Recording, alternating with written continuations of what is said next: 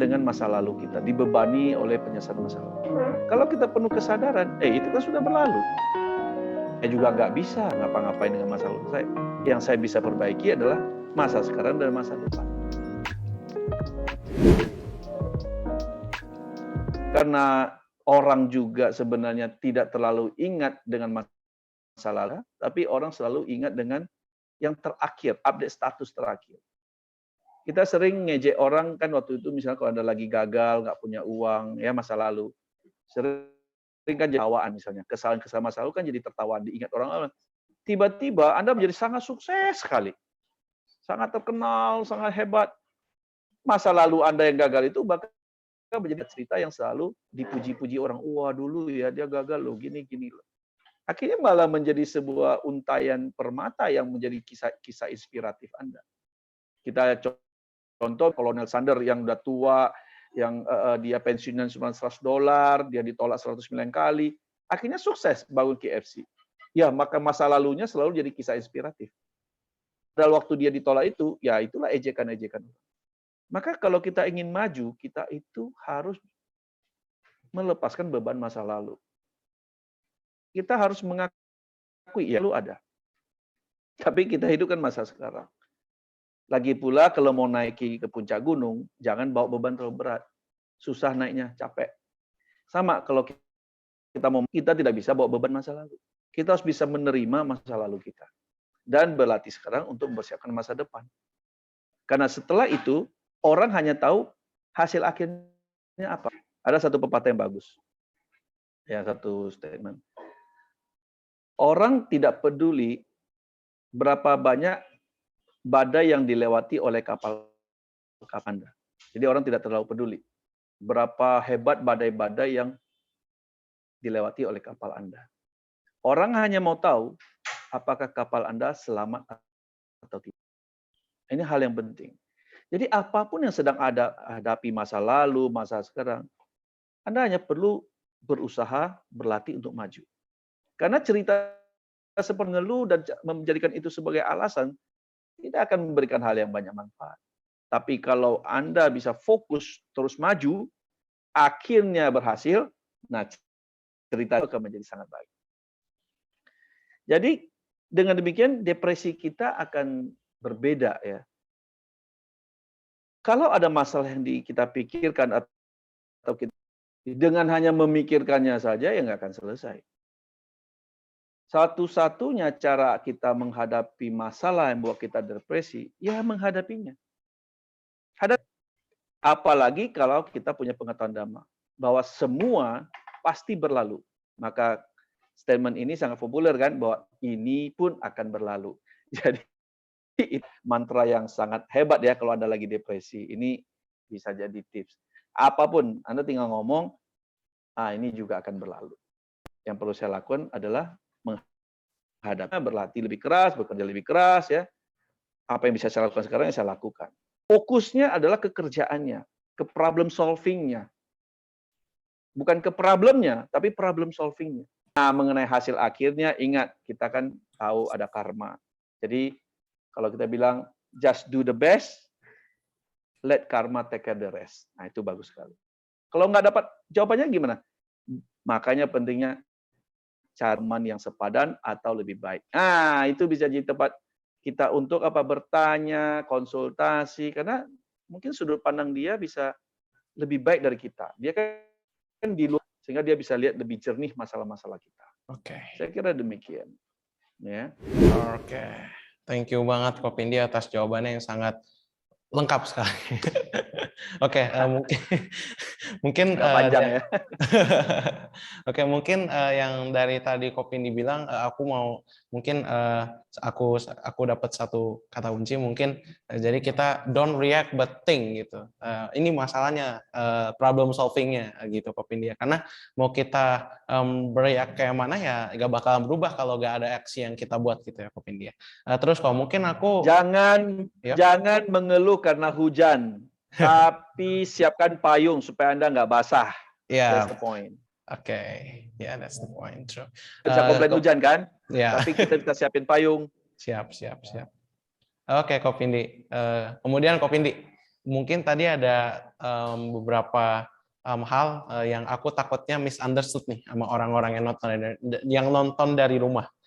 Itu mungkin kisah-kisah orang sukses seperti Kolonel Sanders, Bill Gates, dan lain-lain segala macam yang mungkin ditangkap salah oleh orang-orang yang biasanya menonton ini. Contoh, kuliah itu nggak penting lah, dan lain-lain segala macam lah. Padahal kan it's a really different situation. Dia nggak kuliah karena emang dia udah melebihi dari mata kuliah yang dia pelajari, makanya dia bisa sukses sekarang gitu. Mungkin orang kadang salah mencerna.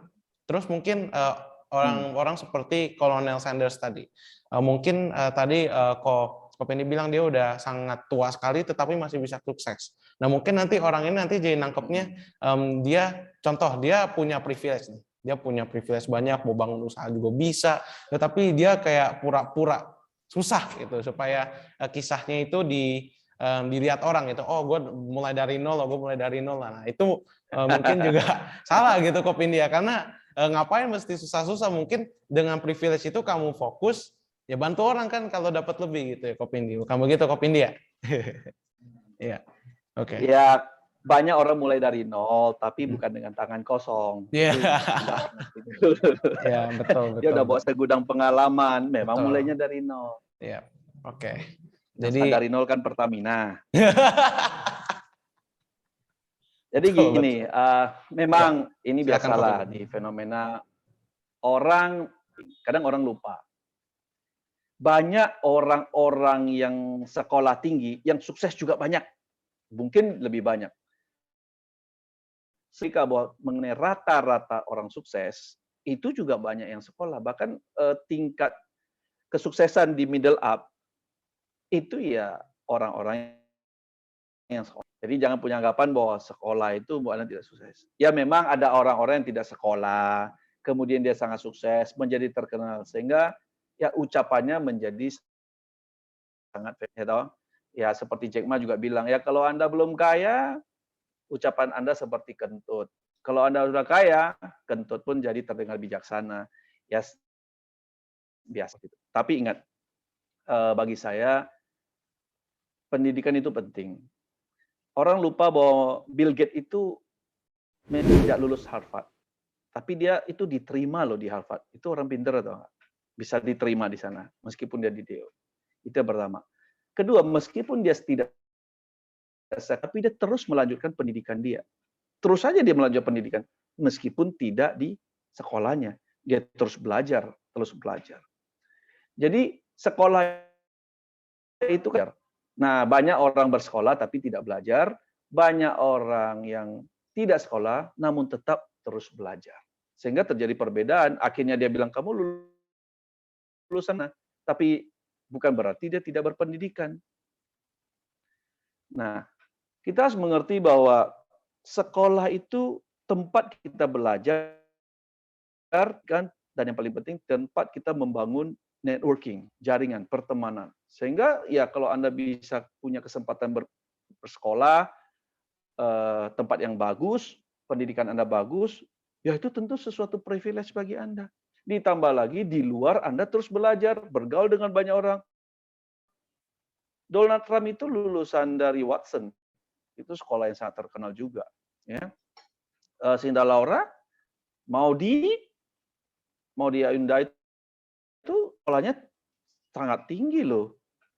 S2 itu banyak, S2 itu orang-orang yang sangat terkenal. Tapi kenapa tidak menjadi satu moto yang keren ya? Aku udah sukses pun masih nggak ada. Tapi yang terdengar keren kan, aku kaya S3, tidak tamat, SD, SMP, SMA, kan gitu. Artinya manusia itu cenderung suka yang bombastis, yang suka terdengar keren. Ya maka dia bilang, aku sukses mulai dari nol. Bener enggak? Bener nggak? Ya nol benar, tapi kan nggak tangan kosong. Betul.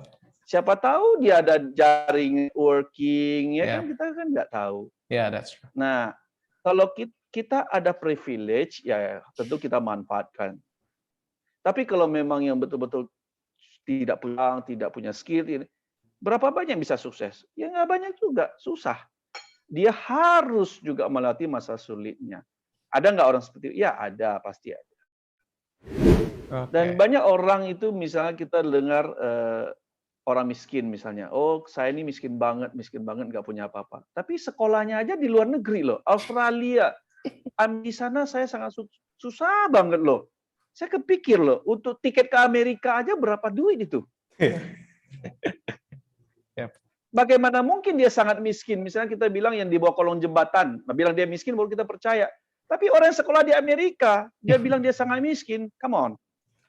Benar enggak? Ya, agak mustahil lah ya. Jadi ini juga berhubungan dengan kedewasaan.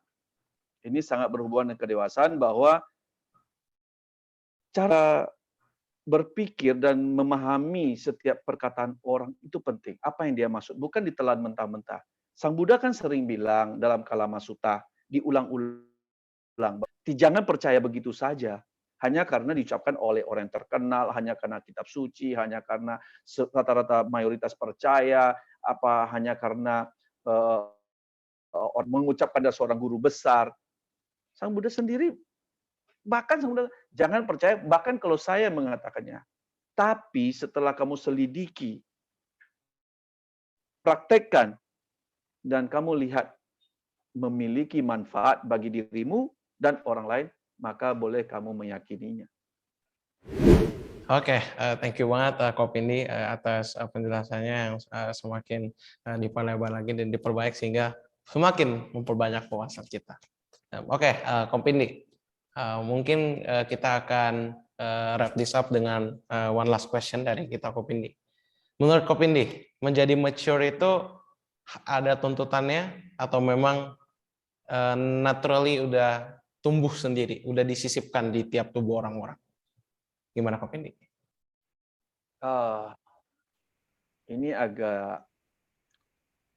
Ini butuh pemahaman yang lebih jelas. Kalau kita melihat dari sudut pandang dari kacamata Buddhis ya,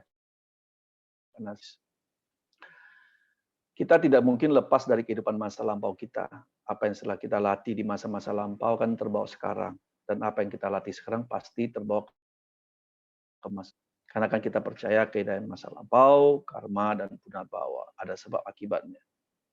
Jadi tentu orang yang kalau kita lihat sekarang lebih dewasa, tentu masa lampau. Itu satu. Yang kedua, karena saya juga seorang Buddhis, bahwa karma, pilihan itu ada yang namanya free will. Karena kalau tidak kita jadi agama yang percaya hanya takdir. Ya ngapain kita berusaha? Gimana sama wayamanya? Gimana usaha-usaha itu? Memiliki keyakinan. Saya pribadi yakin bahwa ini adalah sebuah pilihan ya. Sebagai karma ini adalah pilihan untuk menjadi dewasa. Nah, pilihan inilah yang membuat kita free will ya. Suatu pilihan bebas kita, keinginan bebas kita untuk bisa mau bertumbuh, mau berproses untuk menjadi lebih dewasa. Nah, komitmen dan konsekuensinya. Misalnya kita, saya mulai mau berlatih meditasi kesadaran. Saya mau ngambil tanggung jawab. Saya memilih teman-teman saya bisa membangun saya lebih baik. Sehingga lama-lama saya lebih mature.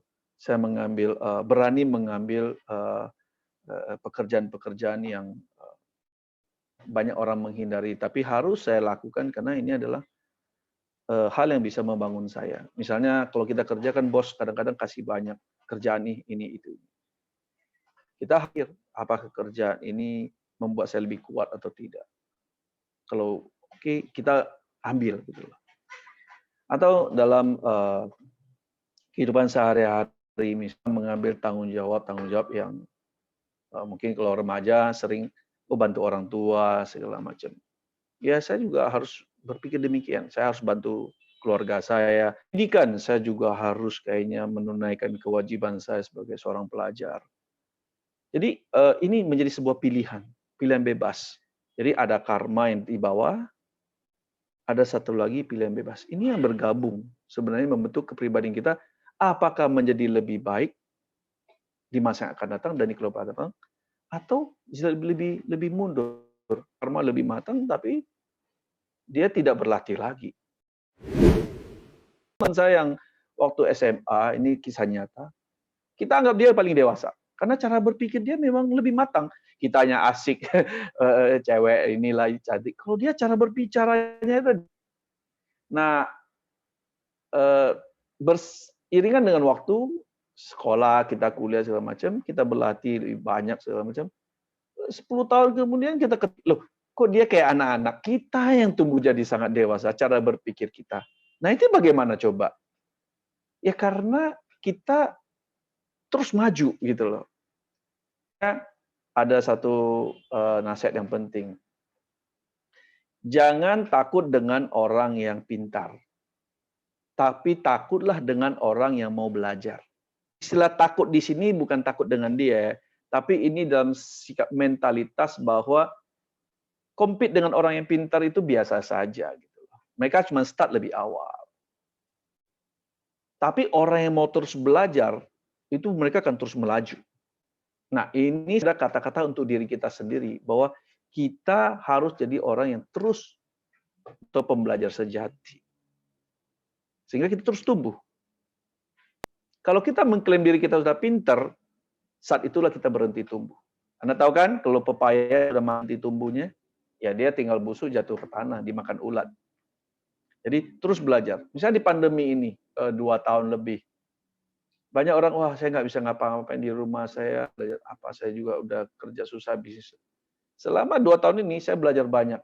Bahkan mungkin lebih banyak dari sebelumnya, karena dulu harus kerja di luar, tiap hari meeting di luar, banyak urusan yang rutin, dirinya nggak terlalu cepat.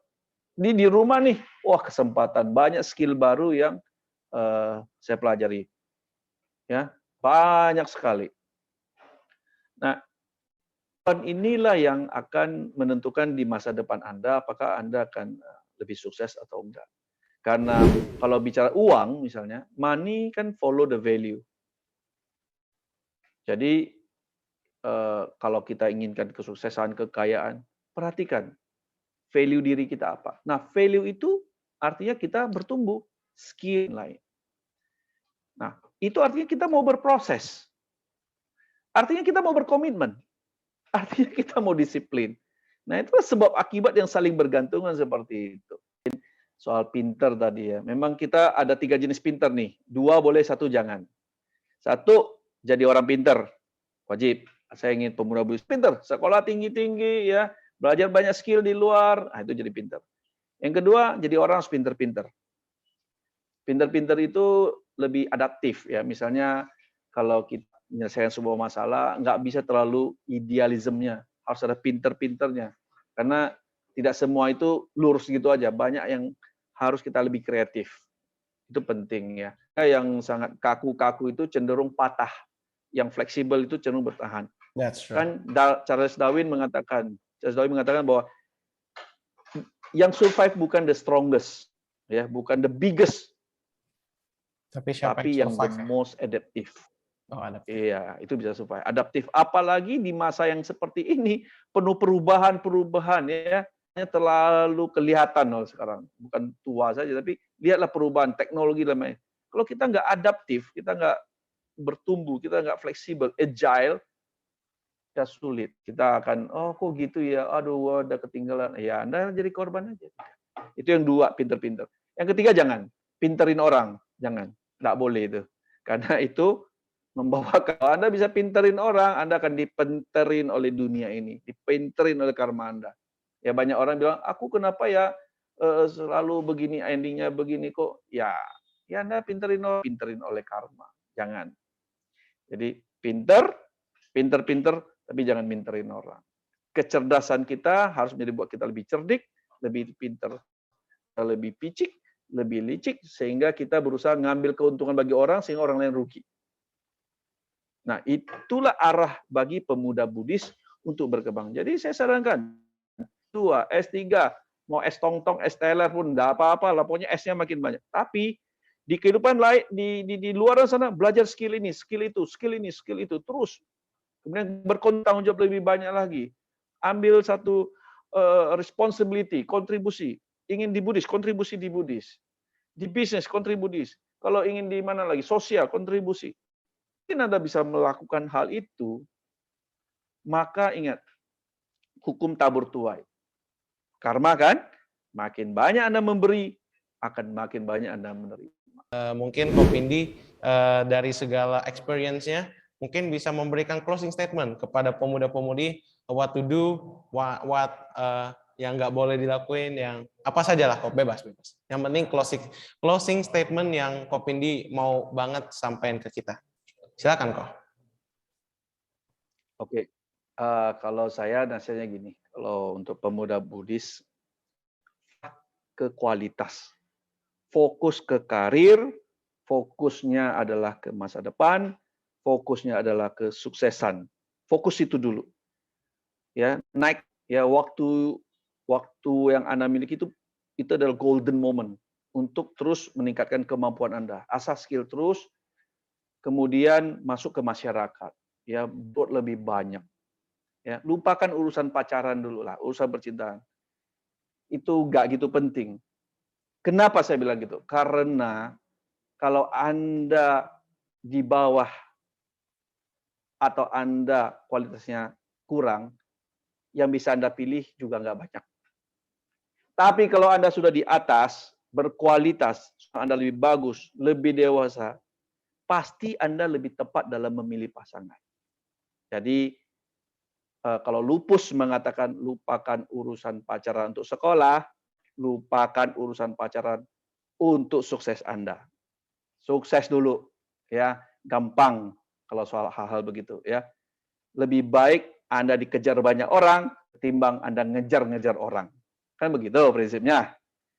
Ya. Jadi kemudian dengan kemampuan yang Anda miliki, teruslah kontribusi di Buddhis karena memang saya umat Buddha, kita sebagai Buddhis itu butuh pemuda-pemuda yang terus mau kontribusi di Buddhis dan di kehidupan nyata dia pun sangat-sangat memiliki full kemampuan.